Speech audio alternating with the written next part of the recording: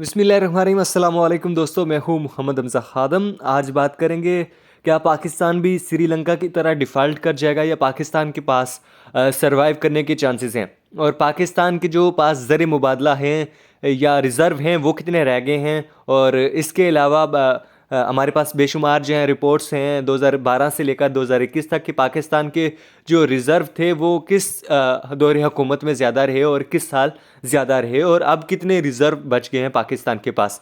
और इसके अलावा हम बात करेंगे कि जो दूसरे ममालिक हैं वो इसमें पाकिस्तान में इंटरेस्ट क्यों ज़ाहिर करते हैं और पाकिस्तान की हेल्प क्यों करते हैं मुश्किल वक्त में। और आया श्रीलंका जो है वो डिफ़ॉल्ट करता नज़र आया, हम सब के सामने वो कोलैप्स हुआ उसका, और उसकी किसी ने हेल्प नहीं की, तो वो क्या मामला है। हालांकि वो भी चाइना का जो है बड़ा ज़बरदस्त दोस्त है, उसने भी वो भी आईएमएफ से कर्ज़ वगैरह लेता है, वो इस दफ़ा भी आईएमएफ से कर्ज़ लेने गया था। तो क्या वजह है कि पाकिस्तान डिफ़ॉल्ट कर सकता है या नहीं। वीडियो बड़ी इंटरेस्टिंग होने जा रही है। तो सबसे पहले बात करते हैं कि क्या पाकिस्तान डिफ़ॉल्ट होने जा रहा है, और पाकिस्तान की जो मौजूदा रिज़र्व हैं वो तकरीबन 6.75 हैं, जिसमें हमने चाइना के भी देने हैं 2 अरब जिसमें से, और 2 अरब जो है यूएई के हैं। इसके अलावा 2 अरब जो हैं वो चाइना के हैं, और इस तरह सऊदी अरब के भी 2-3 अरब रुपए हैं।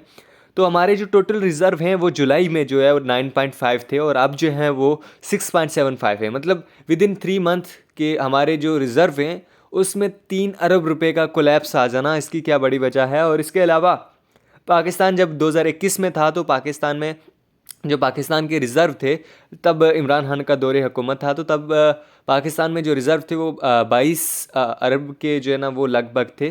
तो इससे पाकिस्तान में जो इस तरह की चीज़ें आती हैं या श्रीलंका में इस तरह का कोलैप्स हुआ है, तो पाकिस्तान इससे बच पाएगा या नहीं, या डिफ़ॉल्ट कर जाएगा, इसके मुतालिक हम बताते चलें आपको।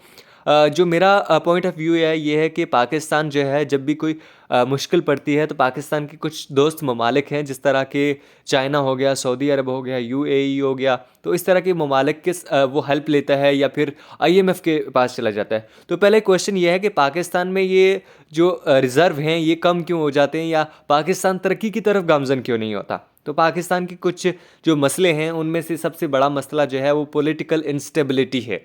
मतलब आप पिछले साल 2021 की बात कर लें और 2022 की बात कर लें, तो इसमें जो रिज़र्व है उसमें तकरीबन 15 से 16 अरब रुपए की जो है वो कमी वाक़या हुई है। और दूसरा पहला तो पॉलिटिकल इंस्टेबिलिटी है, और दूसरा जो है वो करप्शन का एक मारा मारी है, इधर करप्शन का एक वो चल रहा है सिस्टम। तो उसकी बेस पे जो है वो पाकिस्तान जो है वो तरक्की नहीं कर पा रहा। इस तरह हमने जब देखा कि श्रीलंका जब कोलैप्स कर रहा था, तो श्रीलंका के वज़ीर आज़म ने आईएमएफ से जो है वो कर्ज़ मांगा, और इससे कबल भी उन्होंने 7 दफ़ा वो कर्ज़ ले चुके हैं उस आईएमएफ से। और दूसरी तरफ देखें पाकिस्तान इससे कबल जो है वो 13 दफ़ा जो है वो कर्ज़ ले चुका है। तो पाकिस्तान के जो दूसरे ममालिक के इंटरेस्ट हैं वो पाकिस्तान में हैं।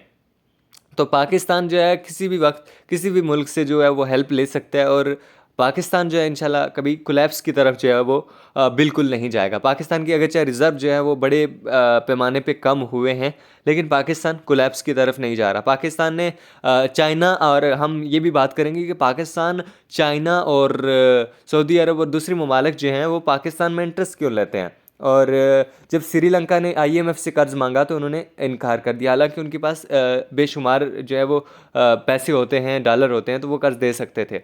दूसरी तरफ जब श्रीलंका ने चाइना से पैसे मांगे तो चाइना ने भी इनकार कर दिया, हालांकि चाइना के रिज़र्व में कितने अरबों रुपए पड़े हुए हैं। वो चाहते तो श्रीलंका को डिफ़ॉल्ट होने से बचा सकते थे।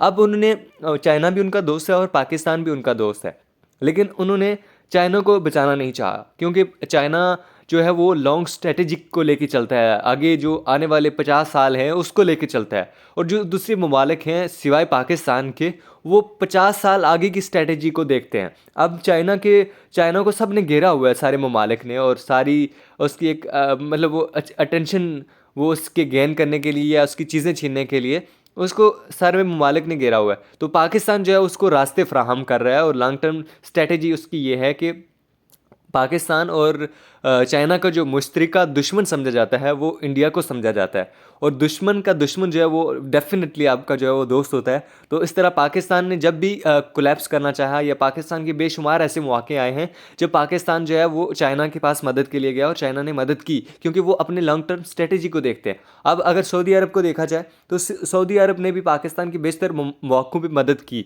और जब भी अभी इमरान खान जब वो गए थे तो वो 3 अरब रुपए लेके आए थे। इस तरह सऊदी अरब के भी पाकिस्तान में लॉन्ग टर्म स्ट्रेटजी को मद्देनज़र रखते हुए मफादात हैं। अब उन्होंने श्रीलंका को नहीं बचाया, क्योंकि श्रीलंका भी उनका दोस्त है, लेकिन उनकी श्रीलंका के साथ लॉन्ग टर्म स्ट्रेटजी नहीं है। अब जो आईएमएफ की बात करें तो आईएमएफ में जो सबसे ज़्यादा शेयर होल्डर हैं वो यूएसए है। मतलब कि अमेरिका का वहाँ असर और रसूख होता है, और अमेरिका के भी पाकिस्तान में इंटरेस्ट हैं, और वो कभी नहीं चाहेगा कि पाकिस्तान जो है वो कोलैप्स कर लेगा।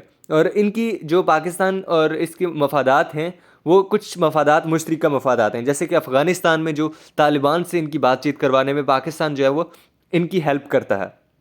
तो इस तरह वो भी आईएमएफ का जो उनका दारोमदार है, आईएमएफ और अमेरिका का, वो भी आपस में इंटरलिंक है। तो वो भी पाकिस्तान की हेल्प कर देते हैं, आया वो कर्ज़ों की मद में, सूद की मद में जो है वो इतने अरबों रुपए पाकिस्तान से लुटाते हैं। और एक रिपोर्ट शाया हुई थी हाल ही में जिसमें कहा गया था पाकिस्तान उन 4 ममालिक में शामिल है जो कि डिफ़ॉल्ट कर जाएंगे, लेकिन पाकिस्तान दिसंबर 2022 यानी कि 2023 आने वाला है, तब तक इसने डिफ़ॉल्ट नहीं किया।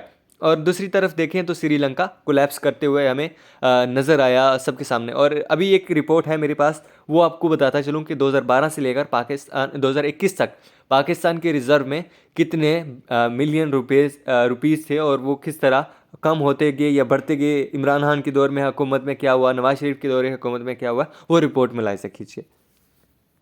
अब एक रिपोर्ट की रोशनी में देखते हैं कि 2012 से लेकर 2021 तक पाकिस्तान के पास कितने जो रिज़र्व थे वो पड़े हुए थे, और किसके दौर हुकूमत में क्या क्या तब्दीली वाक़या हुई। तो सबसे पहले बात करते हैं 2012 में, जब पीपल्स पार्टी की हुकूमत थी तो पाकिस्तान के रिज़र्व में 13.695 पड़े हुए थे। और 2013 की बात की जाए, जब नून लीग की हुकूमत आई तो 7.65, मतलब अचानक से इतना कोलैप्स आ गया। फिर 2014 में भी नून लीग की हुकूमत थी, उसमें 14.315 पाकिस्तान के रिज़र्व थे। 2015 में भी बेहतरी आई, उसमें 20.03 बिलियन रुपीज़ थे पाकिस्तान के रिज़र्व में। 2016 में बात की जाए तो इसमें खातरहा जो है वो इजाफा हुआ, 22.03 बिलियन जो है रुपीज़ थे पाकिस्तान के रिज़र्व में, और तब नून लीग की हुकूमत थी। 2017 की बात की जाए तो 18.46 रिज़र्व थे पाकिस्तान के पास, और इस वक्त भी नून लीग की हुकूमत थी। 2019 की बात की जाए, जब उन्होंने हुकूमत छोड़ी, 16.59 जब पीटीआई आई, पाकिस्तान तहरीक इंसाफ, तो तब उसका रिज़र्व में मतलब काफ़ी हद तक इजाफा हुआ। 2020 की बात की जाए तो 18.52, मतलब मज़ीद रिज़र्व में जो है पाकिस्तान के रिज़र्व में इजाफा हुआ। और इसके अलावा 2021 की बात की जाए तो पाकिस्तान की जो रिज़र्व 22.81 बिलियन रुपीज़ थे 2021 में पाकिस्तान के पास, जो रिज़र्व में पड़े हुए थे। तो यानी कि सबसे ज़्यादा जो सालों में सबसे ज़्यादा रिज़र्व पड़े हुए थे वो 2021 का साल गुजरा है। और इसके अलावा पाकिस्तान के जो सबसे कम रिज़र्व थे वो 2012 में थे, वो 7.65 थे।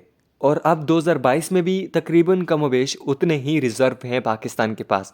तो 2021 में ऐसा क्या हुआ कि या 2022 में कि इतना एकदम से कोलैप्स आ गया, 22 से हम आगे 6.75 पे आ गए। तो बेसिकली ये पेंडेमिक, फिर उसके बाद जो पॉलिटिकल इंस्टेबिलिटी है, 2022 में पाकिस्तान की पूरा साल जो है वो पॉलिटिकल इंस्टेबिलिटी चली। कभी इमरान खान, कभी नवाज शरीफ, कभी शहबाज, कभी तीसरे। तो इन चीज़ों को कम किया जाता है। और पाकिस्तान की ये है कि पाकिस्तान की हिकमत अमली ये है कि ये अपने दोस्तों के पास चला जाता है और पाकिस्तान बच जाता है। तो मुझे नहीं लगता कि पाकिस्तान इन चीज़ों को, इन माशी हालात को देखते हुए डिफ़ॉल्ट करेगा। आप इस मुतालिक क्या राय रखते हैं वो ज़रूर बताइएगा।